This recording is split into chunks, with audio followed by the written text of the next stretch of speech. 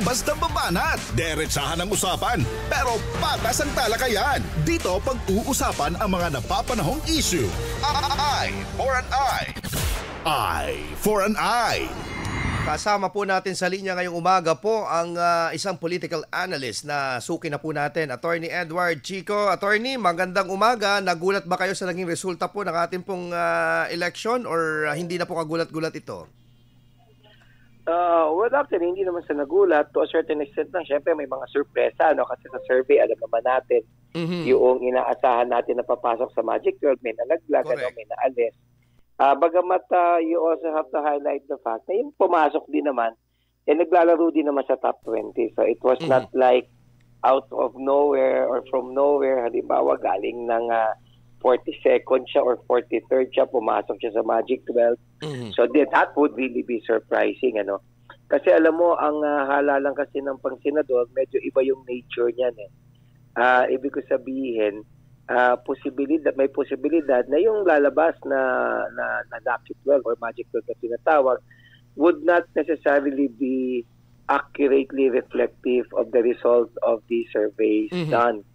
O bakit? Kasi 12 ang binoboto mo dyan eh. So ang ibig ko sabihin, halimbawa ako botante, kadalasan ang gusto ko lang talaga 6 or 7, kailangan kong kumpletuhin yung 12. So naiisip mo yung ibang mga tao. So hindi porket nag-number 1 ka dyan or nag-number 2 ka, nag-number 2, pwede ka na tamakbong vice president or president. So it doesn't work out that way. Naalala ko nga si Edgardo Angara nung nabubuhay yun. Pag tumatakbong senador, kundi una, pangalawa yun eh. Tamakbong vice president, talo. I could say the same thing about Mar Rojas. He used to be number 1 sa isang electoral contest for senators, but then when he ran for the presidency, talo din siya. So hindi ganun ang pagtingin doon. So overall, it's a bit surprising in the sense na nag-number 2 si Bam Aquino, for example, or even si Marcoleta na pumasok dun sa top 6. But ultimately, naman siya, hindi naman talaga yung parang pag-iisipan mo bakit nagkaganon.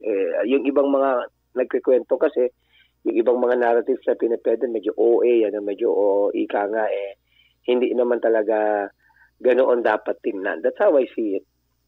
Okay, pero eto pong sa palagay po ninyo sa naging resulta po, mayroon pong factors po kaya etong mga endorsement na nangyari before at yung humabol nung bago maghalalan. Siyempre, malaking bagay yan. Kasi hindi lang sa endorsement, tingnan natin yung mga factors. For example, Bam Aquino, tingnan natin si Bam Aquino, siyempre sinasabi nila yung youth vote daw ang nagpanalo, the Gen Z.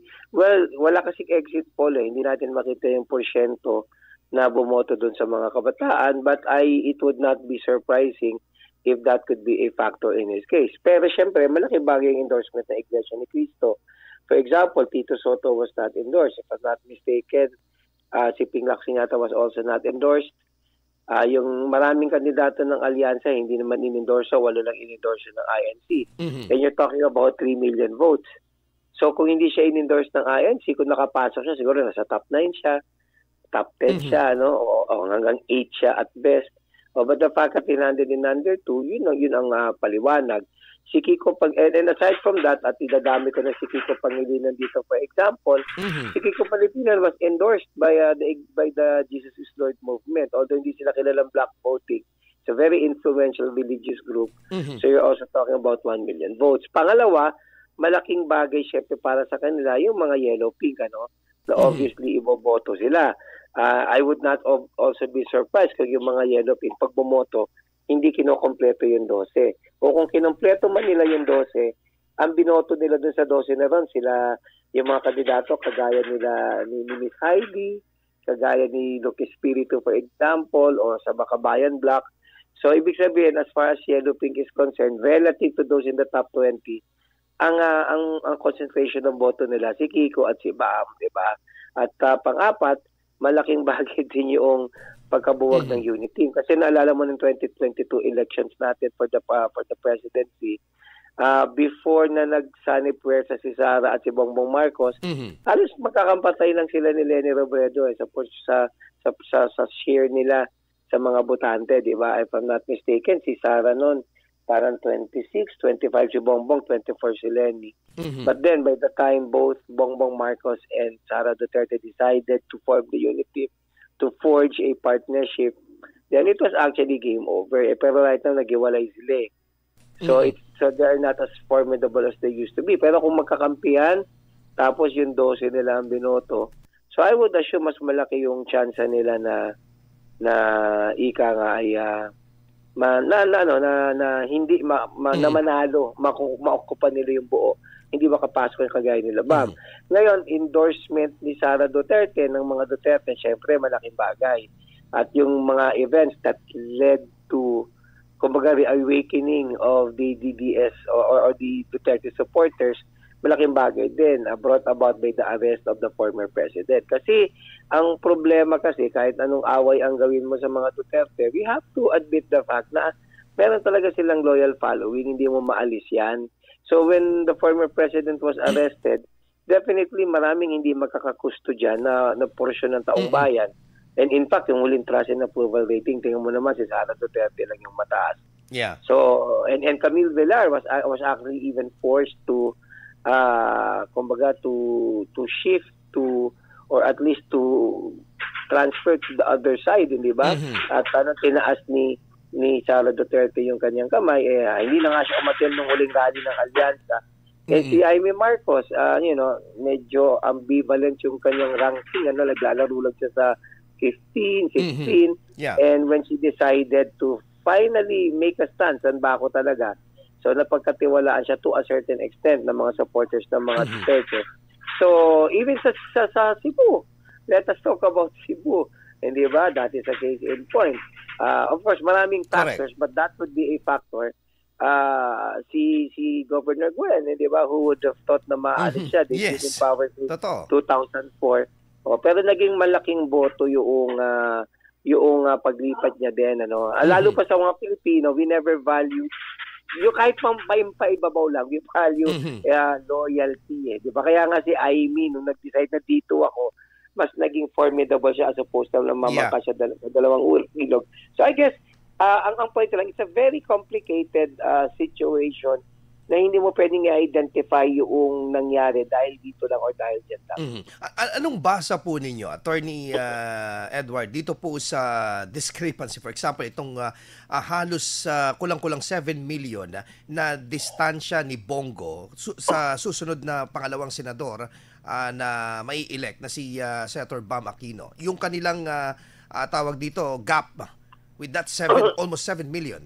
Mahigit. Una-una hindi lang yung gap, consistently, lalo na ng latter part, after the arrest of the former president, talagang nag-number 1 na siya. There used to be a time ang naglalaro dyan palagi si Erwin Tulfo, di ba? And he never looked back when he took the lead. He never looked back until, of course, he was elected as number 1, So, yun tinatawag natin, yung kagaya ng sinasabi ko kanina pa, sa kaso ni Bongo, medyo medyo naging yung acceptability sa kanya ng tao naging madali dahil syempre tao siya ng dating Pangulo. Pangalawa, likable enough din siya because yung mga proyekto niya, although maraming nagsasabi, hindi naman talaga sa kanya galing yun, pero he was identified with the malasakit, hindi ba? Sa malaking bagay yun. So, yung mga Duterte, there's still a force to reckon with. Yun lang yung point dyan. At itong election na to, naging naging very critical and crucial to determining what's gonna happen in the impeachment trial that expectedly would be initiated anytime soon after the Senate has established itself for this new Congress. Opo. Pero yun nga ang susunod ko sanang itatanong, sir. Ano bang pagbabasa niyo dito, attorney, sa laro ngayon na because impeachment is a number game talaga dito. Una, on paper, titingnan natin, syempre, malaki yung laban ngayon o chance ni Sara Duterte precisely because doon pa lamang sa 12 ngayon, yung 5 doon, siguradong kanya. May mga naiwan pa, si Robin Padilla, siguradong kanya, 6 na yon. Ibig sabihin, ito siguradong buboto sa kanya yung 6. Madaling mandigaw na ng 3 pa. Bakit? Kasi alam mo, sa Pilipinas, yung pag-aalyansa dito is kumbaga very weak kasi wala namang party system talaga dito. Yung mga partito dito, they just exist for convenience. So yung alliances, they exist for convenience in protecting the respective vested interests of the politicians. So ano ibig ko sabihin? Hindi set in stone na porque tumakbo yan sa alyansa na ticket, definitely he will go against the vice president o hindi po porket parang kakampi ni Sara hindi niya magiging kakampi. Kaya yan ang exciting dito sa lintik na Senado na ito. Maraming nangyayaring ligawan. So every time there's a new Congress, kung ikaw ang Pangulo, and this is expected historically, ganito ginagawa, dahil siyempre ikaw Chief Executive, mas kontrolado mo yan, di manliligaw ka ngayon ng mga senador, hindi ba? Through committee chairmanship, support sa kanilang mga respective projects. So, ganun talaga yung mangyayari dyan.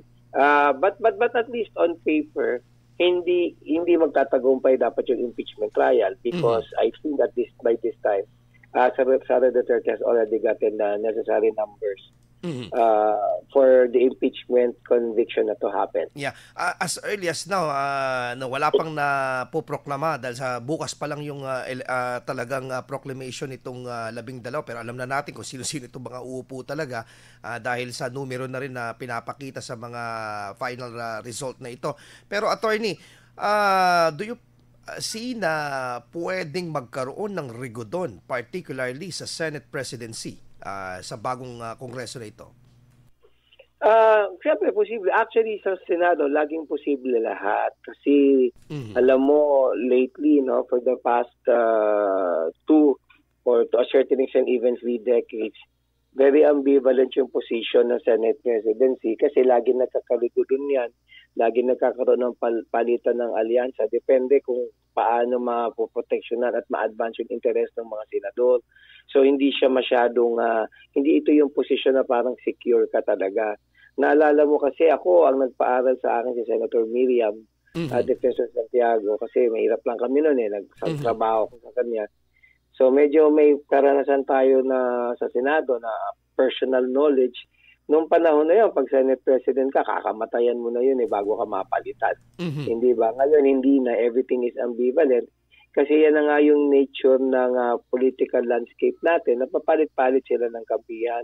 Hindi mo lang mapagbigyan yan Pwede silang pwedeng makakuha ng tamang bilang yung minorya. Bubuyuin nila yung parang pwede nilang buyuin. Tapos magugulat ka pagising mo, hindi ka na Senate President. Even sa speakership, hindi ba? So, may posibilidad lagi na maalis siya. And I think dalawang bagay ang dahilan kung maalis siya or makapag-stay siya. Number 1, kung paano niya titindigan o hindi titindigan itong impeachment trial. So, lukewarm ba yung reception niya or would he be enthusiastically aggressive in advancing it? So, importanteng tingnan natin yan.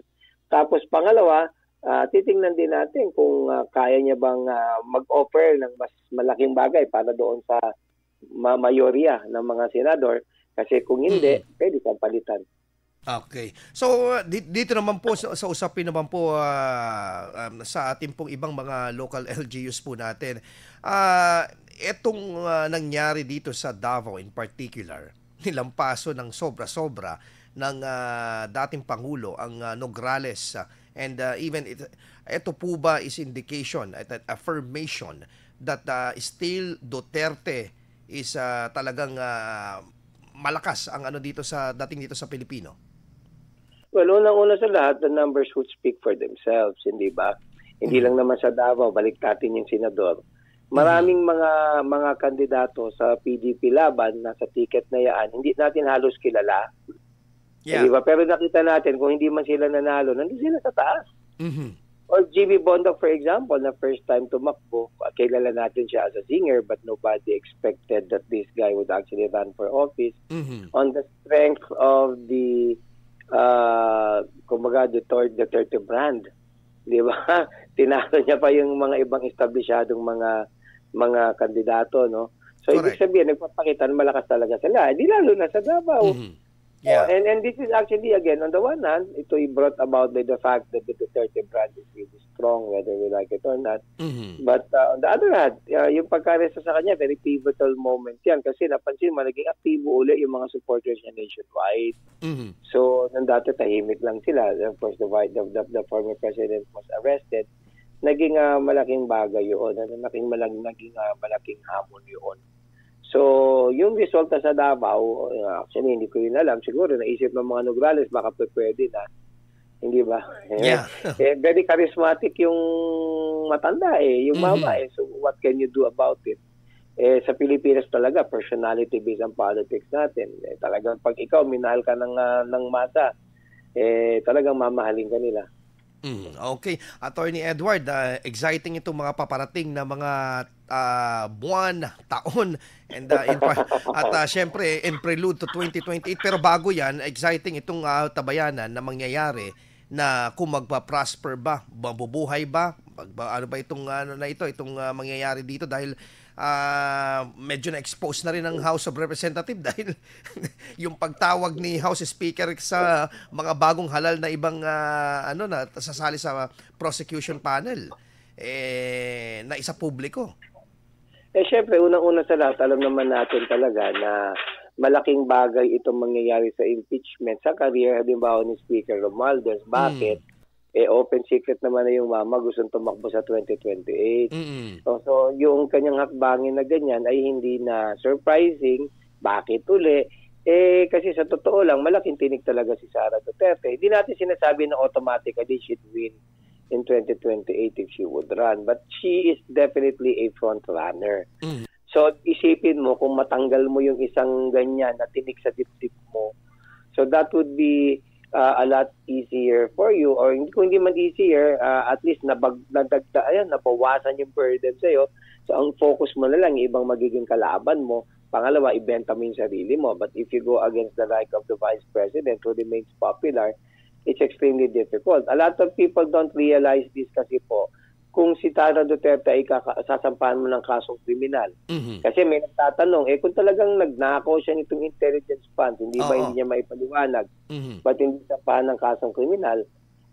Sa kaisipan ng mga kongresista, lalo na sa pamumuno halimbawa ni Speaker Romualdez, pag sinampahan nila ng kasong kriminal yan, makakatakbo pa rin siya sa 2028. Pero pag in-impeach nila, isa sa parusa ng impeachment, perpetual disqualification to run for office. So, hindi na siya makakatakbo. Kung kasong kriminal, sa tagal niyan, hindi pa tapos yung kaso na yan, baka presidente na siya.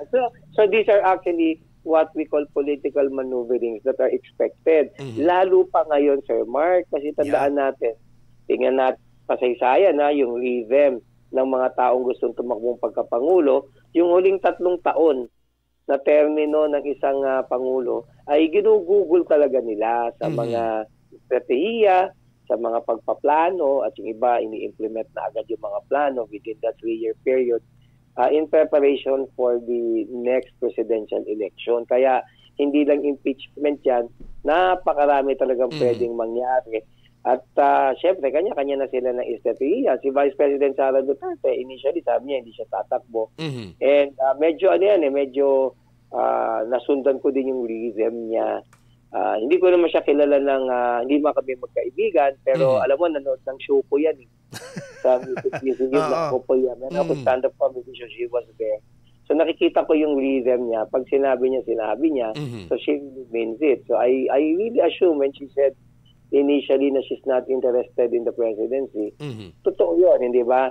Kaya lang, syempre, with all these developments, wala din naman siyang choice kundi tumakbo. At dahil tatakbo siya, frontrunner siya, wala din naman choice na dibawa si Romualdez, kundi mag-gigil at mapa-impeach siya, hindi ba? Tsaka niya na po problemahin pa ibang mga kandidato kagaya nila Senator Rapi Tulfo, na very popular din. I remember yung sinabi nga ninyo, Attorney Edward, nung mga previous months na interview namin kayo, na kung gusto talagang i-demolish ng mga kalaban ng Duterte ang Duterte, wag lang si VP Sara kasi marami pang Duterte, di ba tama yung sinabi niyo na pwedeng maging humalili sa kanya kung sakaling maalis man siya sa pwesto, sakasakali lang. Pwede naman pero syempre sa mga Duterte sa totoo lang sa mga magkakapatid, unang-una siya yung at least based on public perception, yung may kakayahan at may competence to gun for the presidency. Because whether we like it or not, maaling hilaw pa si Baste. Because syempre, kung titingnan mo yung pangkalahatan sa bayan ng Pilipino, hindi ganun siya kasing lakas halimbawa ni Sara. No? Of course, although he remains popular in Davao. Lalo na si Pulong, kasi si Pulong, I hope he wouldn't mind if I say this, napakarami niyang kontrobersiya kasi.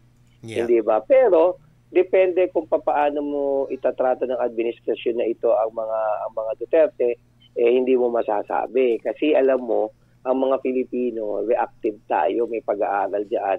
So pag may isang triggering event, pwede tayong magbago ng preference, o pwede tayong kumilos, diba? So ibig ko alala mo, yung sympathy votes, napakalakas sa Pilipinas siya. Nagbabago tayo, wala naman tayong matibay na party system. Sa Amerika kasi, ang hirap ng sympathy vote kasi yung sympathy nasa isang Republican candidate, siyempre ayoko naman gawin yun dahil kahit gusto ko sana iboto siya, Democrat ako.